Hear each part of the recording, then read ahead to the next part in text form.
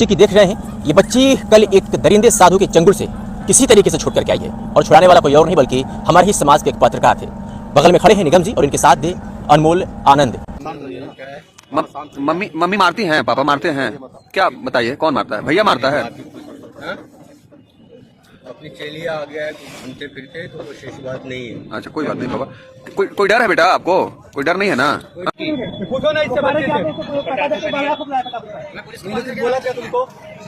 डर आया है? कुछ बोल रहे तुम लोग अपने आप ही कुछ बात बकते जा रहे हो कि वो बच्ची मासूम सी बच्ची जिसकी उम्र में है जो 13 साल है, 11 से 13 साल के बीच की है, वो किसी साधु के चक्कर में फंस गई थी और उसके चंगुल से, उस दरिंदे साधु के चंगुल से इन लोगों ने छुड़ा करके लाया। पूरी कहानी जानेंगे निगम जी।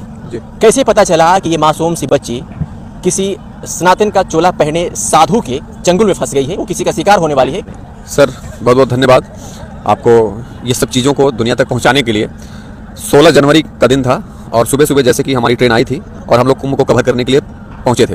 टहलते टहलते हम अपने मीडिया हाउस से होते हुए हम सेक्टर 20 में पहुंचे और सेक्टर 20 में जब कुछ टाइम बीत गया, कुछ ऐसी चीज़ें नहीं हो रही थी, तो हम लोग थके हारे जो घर से अपना खाना लेके आए थे, वो एक खाली सा एरिया था जो चारों तरफ से बैरिकेड था और उसमें कुछ कंस्ट्रक्शन के काम भी हो रहे थे, मतलब टेंट वेंट लग रहे थे, तो उसमें कोई काम नहीं हो रहा था। उसमें एक दो लोग सोए हुए थे और चारों तरफ से वो उसे कहते हैं कि टीन से बैरिकेड था सर, एक छोटा सा गेट था। तो हम लोग शांति से उसी के अंदर बैठ के और सोचे कि अपनी पूड़ी और सब्जी जो है खा लें। तो मैं निकाल के खा ही रहा था, तब तक मेरे आंखों के सामने से एक वाकया गुजरता है। गेट से एक साधु जो है गेरुआ वस्त्र पहने हुए और उसके साथ में एक बच्ची 11 साल की, वो एंट्री करता है और हमारे उसी समय साथी पत्रकार थे। अगर हम उस साधु को, उस व्यक्ति को साधु ना कह करके ये कहें कि एक मनुष्य गिरुआ वस्त्र पहन करके बाहर निकलता है, क्योंकि साधु में और जो जिस व्यक्ति ने कांड किया है वो कभी साधु हो ही नहीं सकता, तो क्या हम ऐसे नहीं कह सकते कि मनुष्य गिरुआ वस्त्र पहन करके बाहर निकलता है और साधु बची थी? बिल्कुल सर, आप सही कर रहे हैं। वो साधु कहना जो है, वो साधु के भेष में वो दरिंदा था। और मैं आपको बताना चाहूंगा कि अगर हमसे थोड़ी सी भी चूक हुई होती सर, अगर मैं अपनी नजर को कहीं भटकाया होता और कहीं अगर खोया होता, तो शायद वो बच्ची नहीं बच पाती कल के डेट में। और वो बच्ची मेरे आंखों के सामने क्या हुआ, वो जब गेट से साधु एंट्री करता है तो मेरे आंखों के सामने मैं एक वाकया देख रहा हूँ कि एक साधु कह रहे हैं, वो एक ढोंगी बाबा जो था उस बच्ची को लेके अंदर आता है और कमरे की तरफ जाता है। और जब कमरे की तरफ जाता है तो मेरे अंदर एक आती है कि ये बच्ची इसके साथ कमरे में क्यों जा रही है।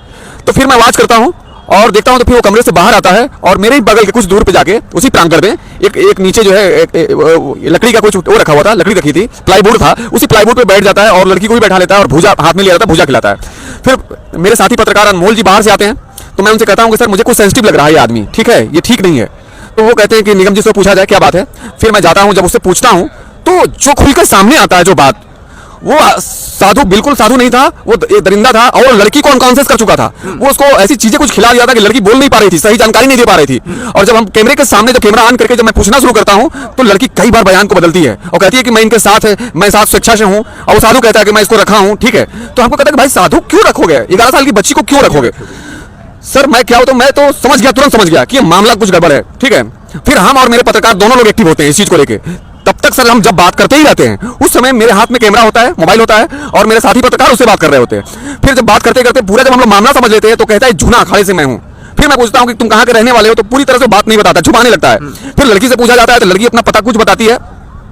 उसके बाद से एक दूसरा साधु एंट्री करता है, जो स्क्रीन में आप उस साधु का फोटो ये देख रहे हैं, जो है ये व्यक्ति उस प्रांगण में आता है और डायरेक्टली मेरे ऊपर गाली देने लगता है, मुझ पर हमला कर देता है। और मैं सर बिल्कुल डर गया, मैं जान रहा था कि वो मुझे मार डालेगा, इस तरीके से मेरे पर हमला करता है और मैं कैमरा लेके जो है भागने लगता हूं और कैमरे को कि मेरा कैमरा तोड़ न दे, मैं बैग में डालता हूं और बिल्कुल बाहर निकलता हूं वहां से। सर अगर हम लोग फिर जो है दिमाग में ये चलता है कि मुझे किसी तरह इस बच्ची को बचाना है और हम लोग उस पे लग जाते हैं। फिर हम लोग कोई वीडियो शूट नहीं करते हैं, कोई वो नहीं करते हैं। हम तुरंत वहां से नजदीकी पुलिस चौकी पे जाता हूं, जो सेक्टर क्यू के मेन चौक पे एक चौकी है, वहां पे एक दरोगा जी मिलते हैं, थाना इंचार्ज। मैं उनको अपनी सारी बात तुरंत बहुत कम समय में बताता हूं कि सर वो बच्ची भाग जाएगी, वो लेकर भाग जाएगा दरिंदा। फिर हम लोग दौड़ के जाते हैं, तो कम से कम 200 मीटर लेके निकल चुका था उस भीड़ में। अच्छा जी, वो भाग रहा था। फिर हम लोग दौड़ के जाके उस बच्ची को पकड़ते हैं और उसको उस आदमी को पकड़ते हैं, ढोंगी बाबा को, और फिर हम लोग थाने लेके आते हैं। फिर वहां पुलिस प्रशासन पहुंचती है और फिर आइडेंटिफाई होता है। फिर बच्ची के जेब से उसके पिताजी का मोबाइल नंबर मिलता है जो स्विच ऑफ बताता है। फिर कहीं से पता किया जाता है, फोन करके वहां चौकी को, थाने को। तब जो है हम लोग को पता चलता है कि बच्ची कहीं और की है, साधु कहीं और का है और ये बिल्कुल झूठ बोल रहा है। सर मैं आपसे बता दूं कि अगर थोड़ी सी चूक हुई होती तो बच्ची कल इस कुंभ के मेले में खो जाती और उसे कोई पूछने वाला नहीं होता, कोई बचाने वाला नहीं था। मैं कह रहा हूं हजारों सीसीटीवी कैमरे लगे हैं, ऐसे संदिग्ध लोगों को क्यों नहीं पकड़ा जा रहा है? कैसे खो जाते हैं लोग जिन पर कोई कार्रवाई नहीं हो पाती है? जी एक बात और जानना चाहेंगे कि क्या लग रहा था कि उस बच्चे का पूरा उसने माइंड वॉश कर दिया था? बिल्कुल सर, मैं आपको बताऊंगा, जब हम उससे बात कर रहे थे तो उसकी पलकें नहीं गिर रही थी, ठीक है, बच्ची की पलकें नहीं गिर रही थी, एकदम आँख खुला खुला रहता था।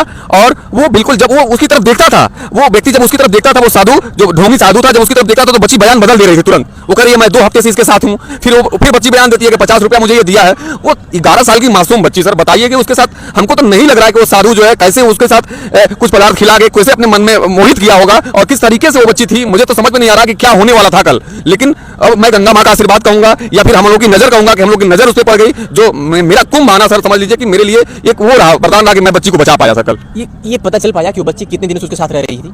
सर जैसे कि मैं घर से बात जब किया, वहाँ का प्रधान है कल्लू, उसके गांव का कल्लू प्रधान, कल्लू यादव करके हैं, उनसे जब बात हुआ तो कह रहा कि कोई भाई उसका ले आया था, मेले में खो गई थी। तो मैं ये कहता हूँ कि जब कोई बच्ची खो जाती है और किसी यहाँ के साधु को या किसी व्यक्ति को मिलती है तो उसको सूचना पे ले जाना चाहिए, देना चाहिए, पुलिस प्रशासन को देना चाहिए। लेकिन वो साधु क्या किया, उस बच्ची को अपने पास रख लिया और 2-3 दिनों से उस बच्ची को लेकर घूम रहा था और कह रहा था कि मैं इसको रखूंगा। बताइए 11 साल की बच्ची को साधु कैसे रख लेगा? ठीक है, और बच्ची बिल्कुल अनकॉन्शियस थी सर, वो नशे की हालत में थी। वो बच्ची सुरक्षित अपने घर पहुंची है, अभी तब मुझे अभी तसल्ली है इस बात की। क्या लग रहा है कि जिस साधु को पुलिस पकड़ कर ले गई थी, बच्ची को सलामत उसके घर पहुंचा दी, साधु जो था उसको पुलिस पकड़ कर ले गई, क्या अपडेट है फिलहाल आपकी? क्या उसके ऊपर कोई कार्रवाई हुई? उस बच्चे का मेडिकल परीक्षण कराया गया? कुछ जानकारी आपको? नहीं सर, कुछ भी नहीं कराया गया है जहां तक मेरी जानकारी है। और मैं अभी भी आज 17 तारीख है, आज सुबह मैं गया हूं उसी चौकी पे फिर से पूछने, तो उनकी ड्यूटी नहीं थी। तो उन्होंने मेरे से साफ वहां पे जो चौकी इंचार्ज थे उन्होंने कहा कि सर आप क्या कर सकते हैं, ठीक है, ये ऐसे लोग हैं जो ढोंगी और भेष बदल के यहाँ पे घुसे पड़े हैं और ऐसे काम करते हैं, ठीक है, आप उनका कुछ नहीं कर पाएंगे।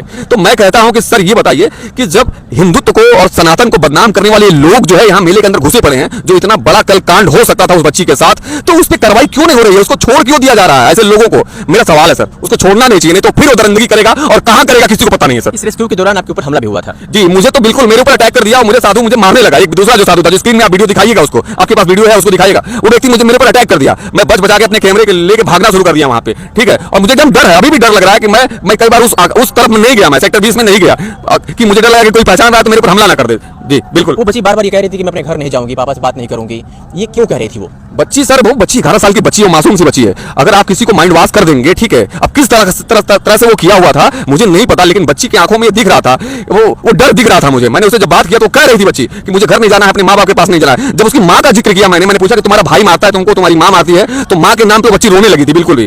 और मैं कहूंगा कि उत्तर प्रदेश की पुलिस जो वहां पे थी, उस चौकी के इंचार्ज को मैं कहूंगा जिन्होंने मेरा तुरंत साथ दिया और उस बच्ची को हम लोग रेस्क्यू कर पाया, उसके परिवार तक उसको पहुंचा पाया सर। 11 साल की वो मासूम थी मात्र, उसे बहुत कुछ पता नहीं था इस दुनिया के बारे में, इस कुंभ के बारे में, उन साधुओं के बारे में, उस महात्माओं के बारे में। वो उसके साथ ले जाकर के क्या कर सकते थे इसके बारे में कुछ आप? सर वो दफन हो जाती इस मेले में, इस कुंभ के इस रेत में वो दफन हो जाती है, उसको कोई पूछने वाला नहीं रहता। अगर हमारी नजर नहीं पड़ी होती, हमारी टीम की नजर नहीं पड़ी होती उस पर, तो ये जान लीजिए। उस बच्ची के चेहरे को जब भी आप मोबाइल में देखें, हमारे साथ काफी देर से आप टहल रहे हैं, जब से हमारी आपसे मुलाकात हुई है, हर बार उस तस्वीर को देख करके आपकी आंखें डबडबा जा रही है। बिल्कुल मेरी भतीजी सेम उसी चेहरे की मेरी भतीजी है। जब उसको फोटो को देख रहा हूं तो मुझे अपने भतीजी का याद आ रहा है। मेरी भतीजी है सेम, सनाया सिंह, उसका चेहरा सेम मुझे आंखों के सामने आ रहा है। ऐसी बच्ची के साथ क्या हो सकता था सर? मुझे अभी भी डर लग रहा है उस बच्ची को, और बच्ची का कोई परीक्षण नहीं किया, उसके परिवार वालों ने कैसे उसे एक्सेप्ट कर लिया, क्या हुआ क्या नहीं हुआ, अभी भी हम उसके घर जाके अपडेट जरूर आपको देंगे सर, जरूर मैं जाना चाहूंगा। अभी हम लोग जब आ रहे थे तो यहाँ पर एक साधु सरेआम उत्तर प्रदेश के मुख्यमंत्री योगी आदित्यनाथ, देश के प्रधानमंत्री नरेंद्र मोदी को, अपोजिशन के लीडर राहुल गांधी जैसे लोगों को खुलेआम गाली दे रहे थे। तो क्या लग रहा है कि भगवा पहन करके ये लोग सिर्फ सनातन का चोला पहने या फिर सनातन धर्म का पालन भी कर रहे हैं? ऐसे साधु क्या कहेंगे? क्या आइडेंटिफाई है इनके पास बताइए आप?